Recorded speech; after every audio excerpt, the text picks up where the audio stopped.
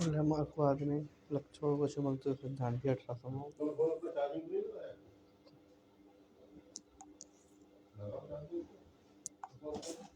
फ्रांसीसी वैज्ञानिक D Lamarck ने इसकी अपनी पुस्तक फिलोसफिक जूलॉजिक में इस सिद्धांत को प्रत्यापित किया। तो उन्होंने क्या किया, फिलोजिक में इस सिद्धांत को स्थापित किया, फिलोसफिक जूलॉजिक। इसके अनुसार वातावरण आवश्यक एवं उपयोग उपचार प्राणियों की संरचना में परिवर्तन हो सकता है, मतलब प्राणियों में संरक्षण हो सकता है। धीरे धीरे परिवर्तन एक पीढ़ी से दूसरी पीढ़ी में जा सकता है। ठीक है, प्रमाण के पक्ष जैसे जिराफ की गर्दन हो गया। ठीक है, सर्प के टांगों का लुप्त होना ये हो गया। जलीय पक्षी का अंगुली के बीच में पादप पादप विकास ये हो गया। मांसाहारी में तीखा रंग ये हो गया। ठीक है, फिर हम अभी आगे बढ़ते हैं।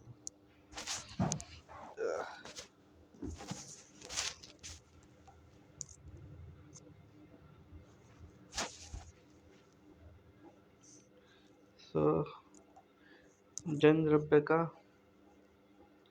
निरंतर सिद्धांत क्या, ये बेंजीन ने दिया था। तो बेंजीन ने क्या किया, जन द्रव्य को कभी भी नष्ट नहीं किया जा सकता। ठीक है, कभी एक पीढ़ी दूसरी पीढ़ी में स्थानांतरित हो सकता है। इसमें जन द्रव्य की विसंगतता होती है, अगली पीढ़ी में जाती है। ठीक है, ये हो गया। और खंडन क्या किया था, इसका खंडन किया था बेंजामिन नामक वैज्ञानिक ने। सिद्धांत का खंडन, तो सिद्धांत का खंडन किया था बेंजामिन नामक वैज्ञानिक ने। चूहों में 20 से 22 पीढ़ियों के पूछ को काटे, लेकिन पूछ समाप्त नहीं हुई। भारत में सदियों से कान और नाक में छेद किया जाता है, लेकिन लक्षण में विसंगतता नहीं हुई। ठीक है, तो इससे इसका ही अपवाद है। आगे बढ़ते हैं। निष्का सभी उपवर्ज्य लक्षणों वातावरण विभिन्नताओं वचनबद्धता नहीं होती। ठीक है, प्राकृतिक पराग सिद्धांत अडानीवाद, ब्रिटिश प्राकृतिक चार्ल्स रॉबर्ट डार्विन आए थे 1888 में। 1888 चार्ल्स डार्विन ने प्राकृतिक चयन पर ऑर्गेनिक ऑफ स्पीसीज नामक पुस्तक दी। तो इसने जो पुस्तक लिखी ऑरिजिन ऑफ स्पीसीज, याद रखना, ऑरिजिन ऑफ स्पीसीज पुस्तक लिखी वो भी। ठीक है, जीव जंतुओं में स्थानांतरित को प्रचुरता क्षमता है, इस स्थानांतरित प्रचुर क्षमता रहती है जीव जंतुओं में। जीवन संघर्ष रहता है, अंतर्जातीय वातावरण, ये विभिन्नताएं दी थी योजना को। अनुकूल लक्षणों की वंशागिता, अनुकूल लक्षण और जनजाति की उत्पत्ति के बारे में बताया था। ठीक है, फिर सिद्धांत विभिन्न अनुकूल लक्षणों को वंशागत हो जाने से प्रत्येक पीढ़ी के पूर्वजों में विकसित और संगठित एवं भिन्न होती हैं। धीरे धीरे जातियों का विकास होता है और जीवन होता है। ठीक है, उप परिवर्तनवाद क्या होता है, सिद्धांत हॉलैंड के वैज्ञानिक ह्यूगो डी ब्रिज ने दिया था, ये याद कर लो। मतलब जो उप परिवर्तनवाद जो है वो ह्यूगो डी ब्रिज के अनुसार प्रत्येक कुछ पादप और जंतुओं में क्रमिक विकास नहीं होता, उन्हें अकस्मात में परिवर्तन होता है, अकस्मात से परिवर्तन होता है, जिन की संरचना में आए परिवर्तन एक पीढ़ी से दूसरी पीढ़ी में चले जाएं। अचानक नई जाति का उद्भव होता है। ठीक है, यहाँ में उप परिवर्तनवाद के बारे में बताया। ठीक है, जो ये तो थोड़ा बहुत कर ही लेंगे।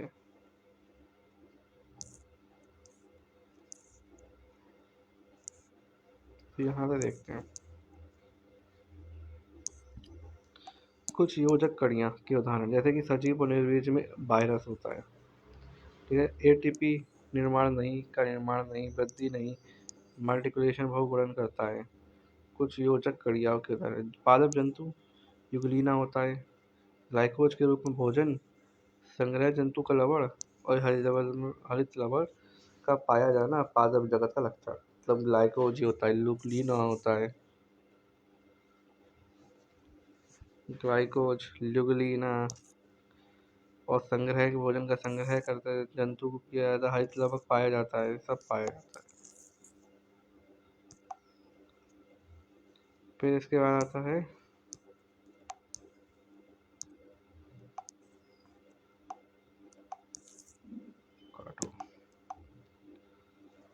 एनिलिडा ऑर्थोपोडा के बीच में योजक कड़ी पेरिपेटस होती है, याद कर लो, पेरिपेटस होती है। एनिलीडा, एनिलीडा हो गया। और ये हो गया अपना ऑर्थोपोडा। इसके बीच में कड़ी होती है, उसे को हम कहते हैं पेरिपेटस। ये दोनों संघों का गुण पाए जाते हैं। डकविल प्लेपिटस एक्लीडेना, एक्लीडा पक्षी स्तनधारी के बीच होता है। ये याद, डक्विल प्लेटिपस एक्लीडेना पक्षी और स्तनधारी के बीच में पाए जाते हैं। अंडा देने तथा शरीर को बाल वृद्धि में गंदी करते हैं। फसफस मछली पिसिज एंड एम्ब्रीबिया के बीच योजना खड़ी है। पिसिज एंड एम्फीबिया के बीच योजना खड़ी है। पिसिज एंड एम्फीबिया के बीच में फसफस मछली, पिसिज एंड एम्फीबिया के बीच योजना खड़ी है। और क्यूरोपस सरीसृप,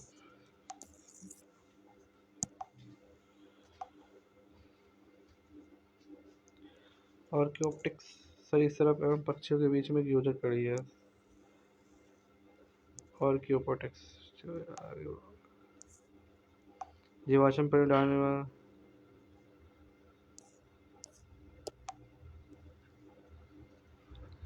इसमें क्या है, जीवाश्म प्रमाण डालने वाले जीवाश्म को जैव विकास का ठोस प्रमाण माना। ठीक है, जैव विकास का ठोस प्रमाण माना। इसका आकार आकृति पुंजों के निरंतर परिवर्तन से आज में से घोड़ा जीवाश्म प्रमाण।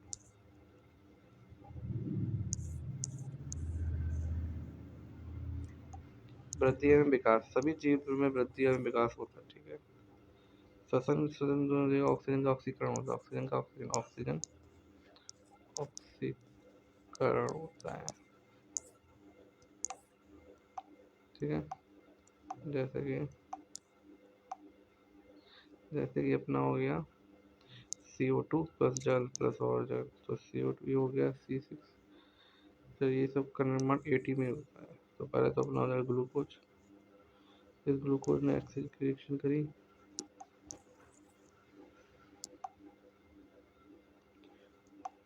ऑक्सीजन से, फिर इसमें कार्बन डाइऑक्साइड निकला CO2, यहाँ से फिर वाटर निकला, ऊर्जा निकला, फिर ये ग्लूकोज ऑक्सीजन के साथ रिएक्शन करा, कार्बन डाइऑक्साइड जल ऊर्जा। ठीक है, ये सब निकला। फिर उत्सर्जन क्या होता है, उपअपचयी क्रियाओं में ऊर्जा के साथ कुछ विषैले हानिकारक पदार्थ भी उत्पन्न होते हैं, जैसे यूरिया, यूरिक। तो कुछ उत्सर्जन से उत्सर्जन करते हैं। उत्सर्जित पदार्थ जो होते हैं जैसे यूरिया हो गया, यूरिक अम्ल, कार्बन डाइऑक्साइड, इन सभी पदार्थों में के शहरी शरीर से बाहर निकालने को उत्सर्जन कहते हैं। उत्सर्जन, उत्सर्जन शरीर से बाहर निकालने को उत्सर्जन कहते हैं।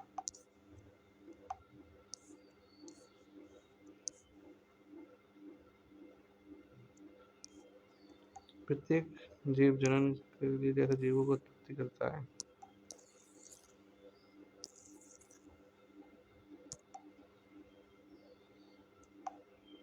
उत्पत्ति करता प्रत्येक जीव जंतु अपनी जाति को निरंतर अस्तित्व में बनाए रखते हैं।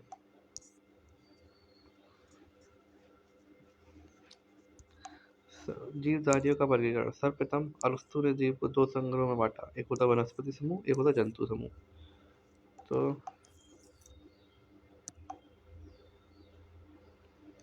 लीनियस ने अपनी पुस्तक सिस्टम नेटुरा ने इस सभी में सभी जीवधारियों को पादप जंतु में वर्गीकृत किया। लीनियस ने अपनी पुस्तक स्टेमा नेटुरिया में, तो स्टेमा नेटुरा, ठीक है, याद कर लिया, स्टेमा नेटुरा हो गया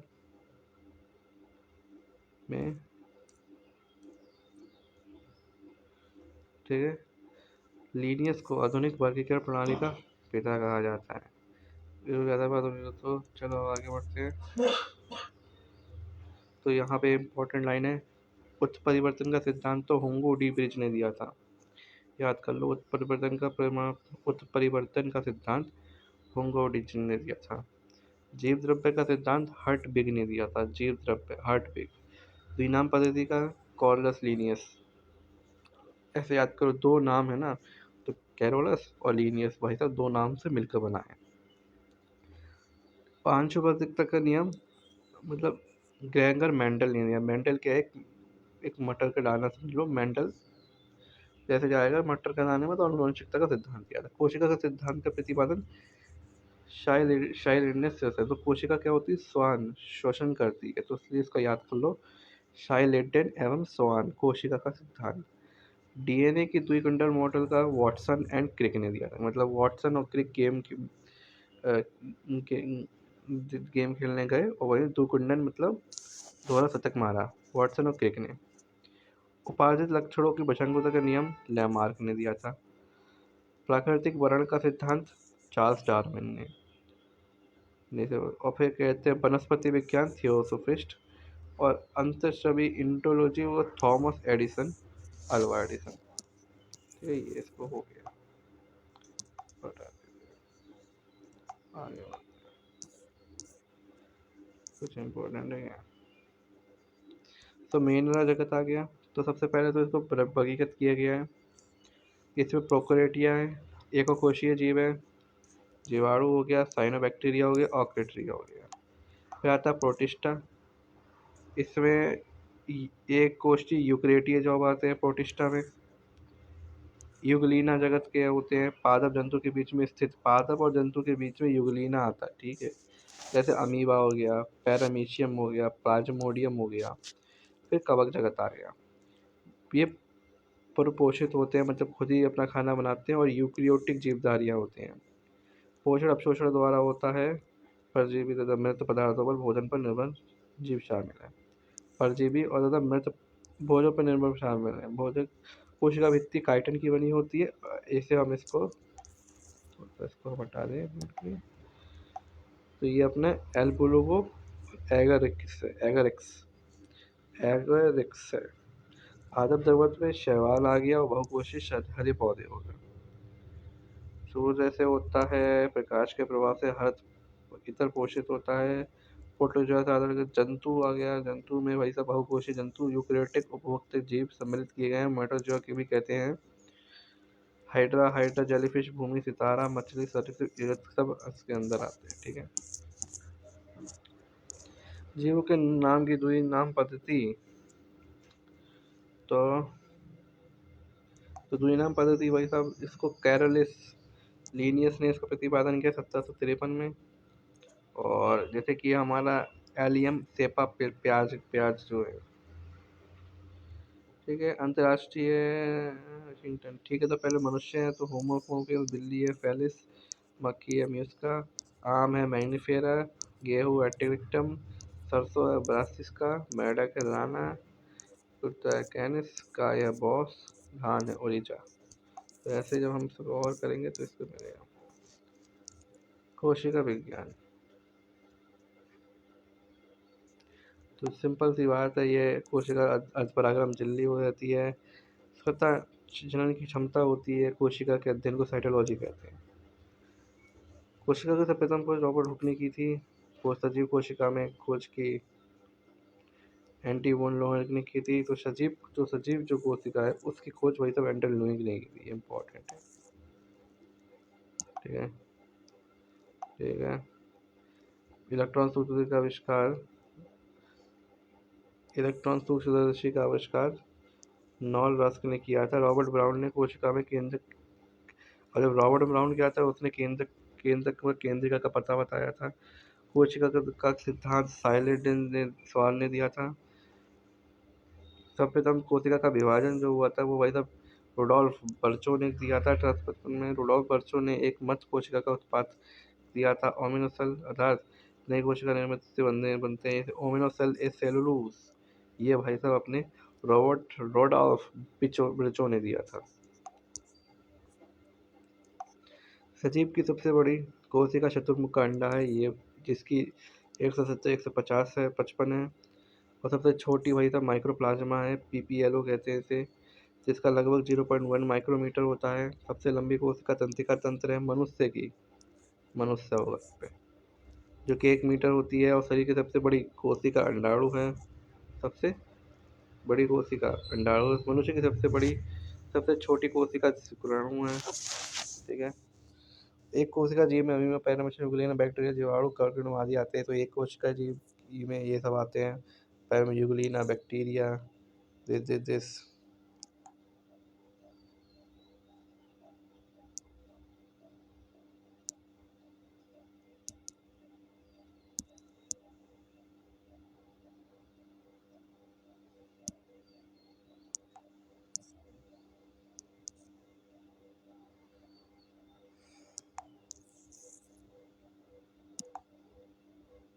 ठीक है, यूग्लिना आते हैं। फिर एक क्वेश्चन में हो गया, फिर इसके बाद वाटसन क्रिक आए। वाटसन क्रिक ने क्या दिया, डीएनए में डबल हेलिक्स संरचना होती है, तो याद रखो डीएनए में डबल हेलिक्स संरचना होती है। और स्टार्सवर्ग ने दिया था कि प्रथम पीढ़ी एक दूसरे से पीढ़ी तक चले जाते हैं, पैतृक लक्षण जो होते हैं एक दूसरे से पीढ़ी चले चले जाते हैं। आगे बढ़ो। वॉल्टेयर ने क्या दिया था, वॉल्टेयर ने गुणसूत्र का नामांकन किया था, सही से वॉल्टेयर ने गुणसूत्र का नामांकन किया था। कैमली गोल्जी ने गोल्जी काय की स्थापना की थी, गोल्जी का इंपॉर्टेंट है, गोल्जी काय। माइटोकॉन्ड्रिया की खोज की जिसे उसने बायोप्लाट्स नाम दिया। लाइसोसोम्स की खोज डी सुबेर ने किया था। जीव द्रव्य में नाम परिवर्तन के द्वारा जीव द्रव्य में 1870 जीव द्रव्य का नामकरण पुरकुंजे के द्वारा किया गया। ना जीव द्रव्य का नामकरण पुरकुंजे के द्वारा नाम किया गया। गाढ़ा रंगीन पारभासी लालसा वजन युक्त पदार्थ है। इसे जीव द्रव्य को जीवन का भौतिक अधिकार कहते हैं। जीवन जीव द्रव्य दो प्रकार के होते हैं, कोशिका द्रव्य और केंद्रक द्रव्य। तो कोशिका द्रव्य का कोशिक में केंद्रक और कोशिका की झिल्ली की मौजूद रहती है। यानी कोशिका द्रव्य के कोशिका में केंद्रक और उसके अंदर झिल्ली मौजूद होती है। केंद्रक द्रव्य कार्बन, नाइट्रोजन, हाइड्रोजन, ऑक्सीजन से बना होता है।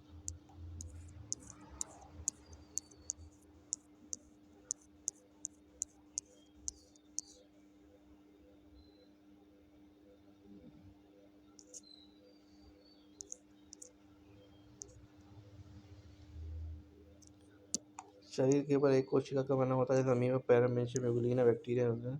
बहुकोशीय में क्या होता है, केचुआ में वो कर दिया था। प्रोकेटरिया में क्या होता है, केंद्रक अर्ध विकसित बिना केंद्रक झिल्ली के होता है, जैसे जीवाणु, रेशम, ग्लाइकोजन, हरित लवक, इनमें कोशिका दबाव होता है। यूकेरियोटिक कोशिकाओं में केंद्रक चार पूर्ण विकसित झिल्लियों केंद्रक झिल्ली में पाई जाती है। जंतु पौधों में उपस्थित होता है। पूर्ण विकसित कोशिका भित्ति पाई जाती है। पादप में लेचू, पादपों में और जंतुओं में लाइपोप्रोटीन और सेलुलोज पाया जाता है। पुरुषों की संख्या एक से अधिक होती है। कोशिका भित्ति सेलुलोज की बनी कोशिका झिल्ली के चारों ओर आवरण होता है। ये कोशिका सेलुलोज याद रखना है। और ज़्यादा ये प्रोटीन लिपिड की बनी होती है, ये देख लो प्रोटीन और लिपिड की बनी होती है। यह परगना में होती है, कुछ में गमन करती है, इसलिए इसे परागण में झिल्ली कहते हैं। ठीक है।